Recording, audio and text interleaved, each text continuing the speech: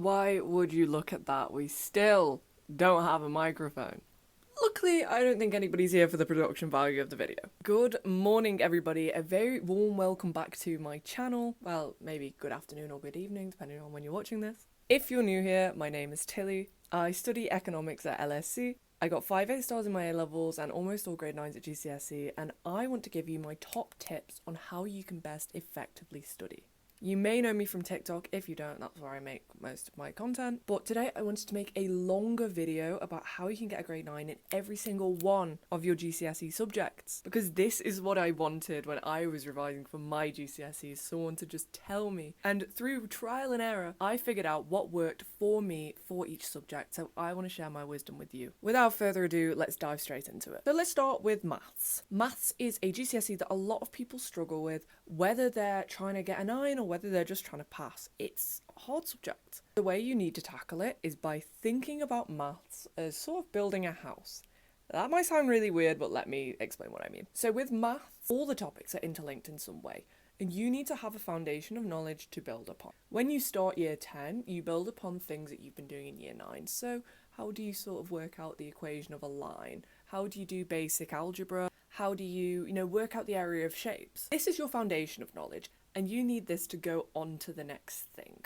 Think of maths as sort of building a toolkit in a way. The simpler topics you have under your belt, and they're now in your toolkit to essentially utilize these skills to be able to do the harder topics. The point being that if you don't understand something, you need to understand it then and there. Because if you don't understand one topic, you're not going to understand the next. And then it'll all just kind of come crashing down. You can't build the roof before you build the foundation. So the way in which you do this, if you don't understand anything, please ask your teacher. But if you can identify the topics you really don't understand, like you don't understand how to factorize something, go and watch a YouTube video on it, and there will be hundreds of maths teachers who are explaining how you do factorization in slightly different ways. Sometimes if you didn't understand something first time round, you just need it explained to you in a different way. And that is what YouTube is really helpful for. And with maths, as you're learning things, you need to be applying your knowledge straight away. Doing practice paper questions as you go along, doing the questions from the textbook, not just sort of stopping when you've done question 1, A, B and C. Be like, oh, okay, I get this, because the questions get progressively harder. If you think you understand a topic really well, start with the harder questions. Trust me, it will just save you time and effort. To get a grade 9, you need to be able to do the hardest questions that are at the back of the paper. And the only way in which you can actually learn how to do these is by doing them. They link multiple topics together. You need to problem solve when you answer these questions, and the only way you can properly learn how to do it is by doing it again and again and again. For me, my favourite maths resource was practice paper questions. Let's move on to English language. Maths and English is where everybody has to do them, so just start with these. I hated revising English language because literally what is there to revise? Because English language is very much not about learning something and taking it into the exam. It's about understanding how language works and then using the extract that you get in the exam. Unlike science or history or something where you take your knowledge and you can just put it down, English is about inferring things from the extract you get in the exam. So for this reason, again, I would say you need to do practice, but the reason you need to do practice is because you need to identify how you get marks in the exam. The thing about English is being able to hit all of the assessment objectives. It's not necessarily about having the most advanced language techniques.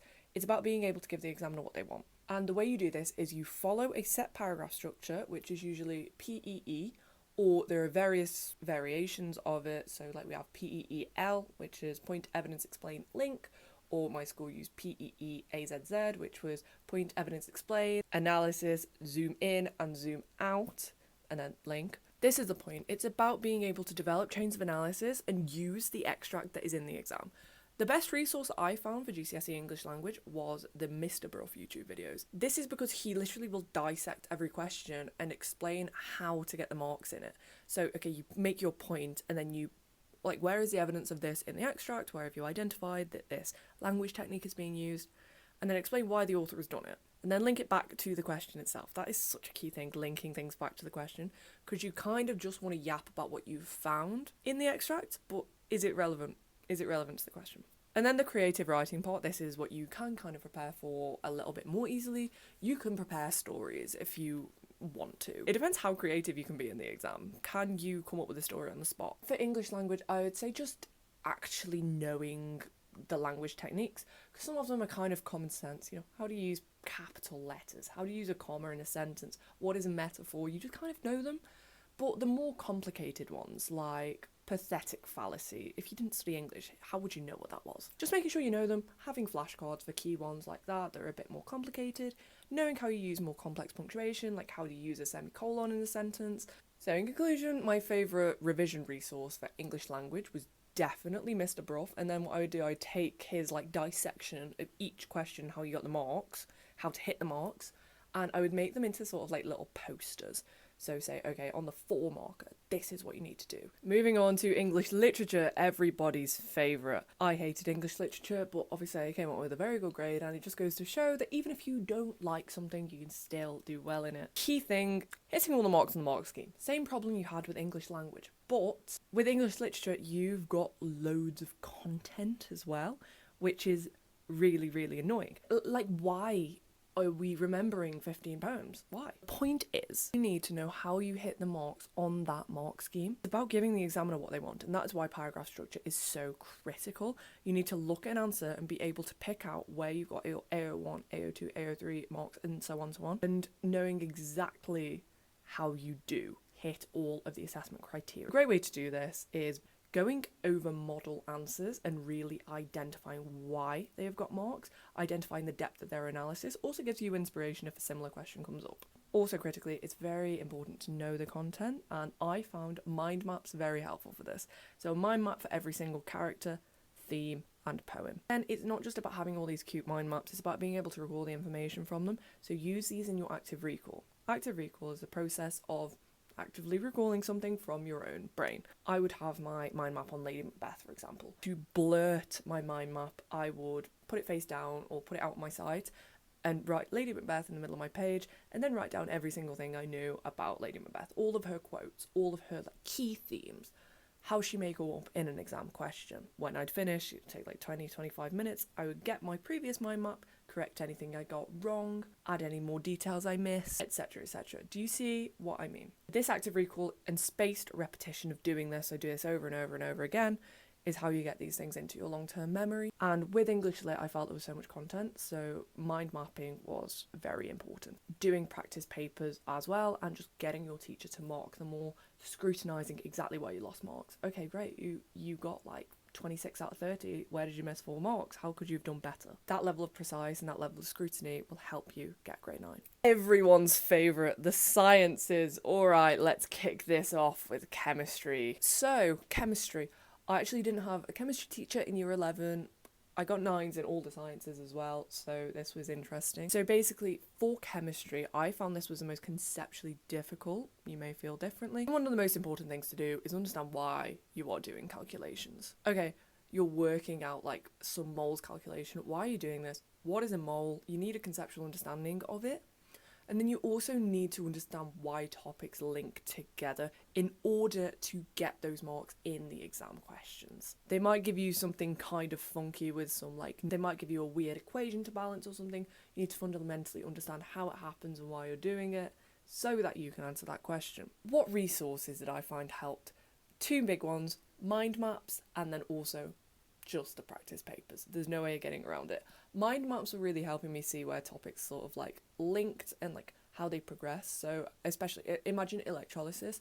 What is a cation? What is an anion? How are they different? How are they used in electrolysis? What do they do? Blah, blah, blah. What are their roles? In your mind map, it shouldn't just be things coming off the middle. There should be links to the subtopics as well, explaining the similarities, the differences, so on, so on. This is very key in chemistry, is what I felt was probably the most difficult. Exam questions, at the end of the day, you just need to know how to answer them. There's all of the calculations, there's all of the 6-mark answers. You need to know how to structure a 6-marker, you need to know how to hit all of the marks and be concise, because otherwise you're going to run out of time. And at the end of the day, doing exam practice is the best way to identify gaps in your knowledge. Physics. I would say this was my favourite science. This is probably because it was very, very mathsy. You need a good maths ability to be good at physics. And you also need to really understand how all of those equations link together. Because what they like to do in GCSE physics is in the exam throw you some funky values. You might need to, convert some units, or you might need to link two equations together, but fundamentally you need to understand why they link together. And then as well as this, knowing all of the content, it's quite content dense. What I found helpful for physics was making these sort of summary sheets, so explaining like fundamental core concepts and ideas, and then going on, and it was almost like writing my own textbook. I found this really helpful for physics. Sometimes I did use mind maps, but for some reason laying things out in this cheat sheet form, just putting key concepts and ideas on and making my own, textbook revision resource in a way, I found really helpful. Well, for physics, more than any other science, definitely the maths and the conceptual understanding. If you have that conceptual understanding, you will find that the maths becomes easier, then also answering the exam questions becomes easier as well. But yes, exam practice, you need to do it. Just like I was saying for maths, doing practice papers is incredibly important, but it's the same concept as there was for chemistry. You need to know how to answer the longer answer questions, you need to do it in a timely manner, staying concise. Otherwise, you are just going to run out of time. Biology. Biology was alright. I could have done it for A level. Actually rather enjoyed it. And what I enjoyed about it was its practical applications, and I could kind of see it happening in the world around me. Physics and chemistry, you can see that again to a degree. But I found that biology was really interesting because it was learning about the body, it was about learning about plants, it was about learning about organisms, and I don't know, it fascinated me. But for that reason, because I kind of saw it in the real world so often, I found that making my own diagrams just made biology more enjoyable. Drawing your own heart, drawing your own kidneys. Is it a waste of time? Not if it helps you. I found that when I was trying to remember all of the different, sections of the heart or understand how kidney dialysis worked, when I'd kind of drawn these diagrams, I found it easier to remember the information. And again, practice papers, so important. I must have done all the practice papers for biology, chemistry and physics. Just knowing how to answer the longer answer questions. To be fair, the longer answer questions I found were the most difficult to get the marks for in biology. I don't know why, but I tended to waffle and then talk about the thing that the question wasn't asking about. So just make sure you're properly reading the question and giving the examiner what they want. This is general advice for all of the sciences because, I think there's a lot of content for every single one of the GCSE sciences. I would advise you start revision early. If you're going to start with revision of any subjects, start with science and English lit. And history. That's actually quite a lot of subjects. Start early because there's so much revision. There's so much content that you need to cover for each one of the sciences. Flashcards absolutely save me. Whether it be a process in chemistry, whether it be equations and how they linked in physics. A topic that I really struggled with was the nervous system in biology. Having flashcards for sort of each little subtopic in the nervous system I found really helpful. And just knowing how to answer the exam questions and using the examiner's reports is so important to get a grade 9. So the examiner's reports will give you model answers and say this is a 4 out of 6 because, or this is a full marks answer because, or it will also do like overviews of past papers that you've done and say, okay, a lot of students lost marks on question 2 because.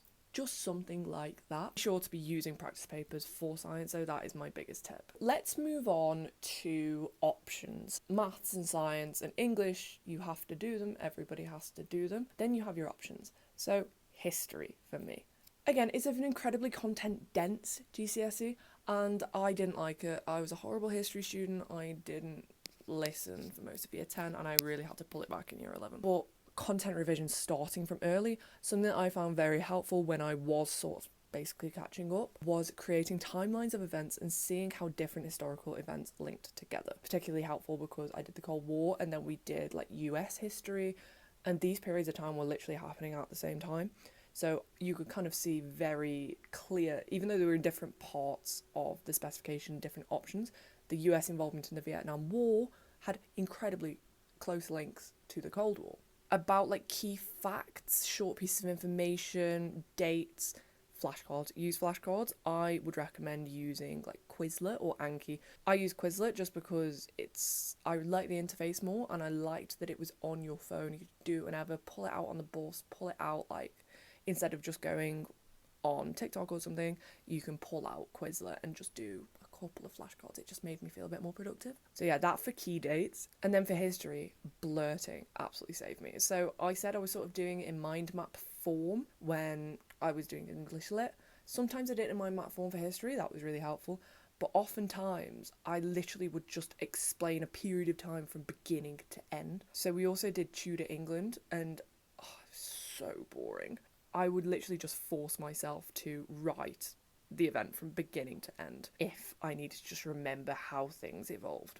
That was my best tip. So just start revising content early. You also do need to give the examiner what they're looking for in the exam. You need a paragraph structure, and you seriously need to learn how to not waffle. Practice makes perfect. Practice papers, just making sure that you're able to stay on topic and you're able to answer the questions and give the examiner what they want in the allocated time. If you're writing an extended answer responses, it's so easy to get off track and talk about something that's not on the mark scheme and that you're not going to get marks for. Business. Right, I did business. I know not that many people necessarily do it. This is a very easy GCSE in my opinion. Okay, it's not very easy. I'm not saying like, oh yeah, it's crazy easy, everyone take it, you'll get a 9. It's so much easier than the other GCSEs I did. There's so much, not necessarily that there's less content, but that the content is way simpler. I feel like business, everyone has some sort of understanding of it, whether you do GCSEs or not. Anyone could tell me what profit is. A 12-year-old could tell me what profit is, like what revenue is, for example. And some of the topics covered are quite simple. There are harder topics like Boston Matrix, you have to do some calculations, but critically, I think the key to doing well in business is knowing how to answer the exam question, knowing how to answer all of the exam questions as well. So knowing how to, what is this paragraph structure? How do I hit the marks in the exam? How do I use the case study? How do I put things in context? How am I getting the marks in this exam? And how many marks for each assessment objective are available? Do practice papers, get in the mindset of an examiner. The short answer questions, I was absolutely sorted. I really didn't need to practice them that much. Longer answer questions, that was where I needed to focus my revision on how you hit the marks in those extended answer questions. And that's what I think you should do as well. So practice papers for business, incredibly important. And then if there is any concepts that you don't particularly remember or formulae that you need to remember, or just like short key definitions, use flashcards. I did GCSE ICT. ICT, that again, I just didn't find it that difficult, and some of it was coursework based. I got 4 marks in my coursework. I guess that's a tip, just spend loads of time on your coursework, make sure you can get 4 marks in it. When I was revising for the actual exams, it was making sure that I knew how you hit the marks in the exam so that I could do it in a timely manner. Sorry, ran out of storage. Anyways, yeah, so for the harder topics, I was using mind maps. So I remember we did networks in ICT, and I just had a couple of mind maps on it. I can't lie, I actually didn't do much revision for that GCSE. I came out with an A star with flying colours. If you're doing it, then hopefully you should be okay as well. Languages. So I did French. Right, and now I live in Paris, so it's kind of perfect. But I hated studying French. I never thought I'd need French. Turns out I do. Less than 5 years later, I'm living in Paris. What you need to understand with GCSE languages is you just kind of need to know loads and loads and loads of vocabulary. If you can pick out vocabulary from the listening and from the reading, you can kind of infer what things mean. I just remember hundreds and hundreds and hundreds of words. But is this enough to get you a grade 9? Probably not. You kind of just need to practice. And the biggest tip that I would give you for languages is listening to somebody speaking. A huge problem that I've ran into in France is that I can now speak a bit of French. I can speak it. I can definitely read it. I cannot listen to it. People speak so quickly, and they speak quickly in the listening exam. So you need to learn how to sort of understand what they're saying. But what I found when I did my GCSEs, I would be listening and I would be trying to translate it in my head and I'd miss the next part of the sentence. Practicing listening to people talk is a really, really great way to revise. Doing well in the speaking part. Bear in mind that this usually takes place a significant amount of time before you do your GCSEs. You have loads of time to prepare for it. Make sure that you can just don't make any pronunciation errors. Do not make any errors in terms of what you're saying in terms of the actual language. Just remember it. have flashcards and literally remember word for word about what you're going to say. Possible responses to every single question. Yeah, depending on whether you want to just pass the exam, I think that's enough. Like, if you thoroughly understand what the vocabulary means, you do enough practice. But if you actually want to speak that language, certainly try some sort of immersion, reading children's books. That is a fantastic way to do language immersion, because you are literally like treating yourself like a child. You are learning words that children need to know. You don't necessarily need to use all of the tenses in the languages in GCSE level, but you will be learning that if you have full immersion in it, obviously. So basically what I'm saying is, if you want that, then read books, watch TV shows. Again, children's TV shows at GCSE level will be really helpful, again, for the listening, but also to learn very simple vocabulary and simple sentences. I found that vocabulary flashcards were the best thing that I did for French, personally, to just remember the words that I didn't use every day. Geography, right. It's kind of one of those GCSEs where you're like, do you know it, basically? It's a lot of knowledge. It's a lot of getting the marks in the exam. I would say, though, it's kind of easier to think like an examiner in GCSE geography than any other GCSE.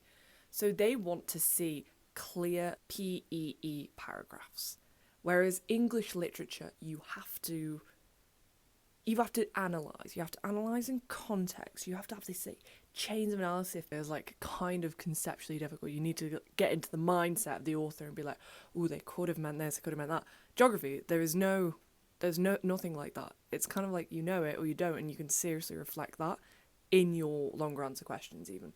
You just need to know what they're looking for. You want your point, explanation, you want your evidence, and you want your link. Case studies, make sure you actually know them though, for your physical and your human geography. So physical, I mean like earthquakes, think about Haiti. Human geography, urban planning, think about examples of urban planning. Just knowing key facts, figures, data for your AO2 mark, for your application. And the best way to do this is having, I would say, mind maps. I think mind maps for each case study and each of the topics is very important. But fundamentally, just knowing the content and using flashcards for key facts and figures will be really helpful. Just do kind of remember everything. It's a little bit content dense, but as long as you've got your mind maps and you are doing this spaced repetition to beat the forgetting curve, there's no way you can do badly in geography. That concludes the video. They are all the GCSEs that I did. If you liked this video and you found it helpful, then please like and subscribe. Over the next few months, I'm actually going to be posting way more GCSE and A-level tips and just general study advice, because I realise this is what people want to see and I want to help you get the best grades you possibly can. So best of luck in your studies, and I'll see you guys next time.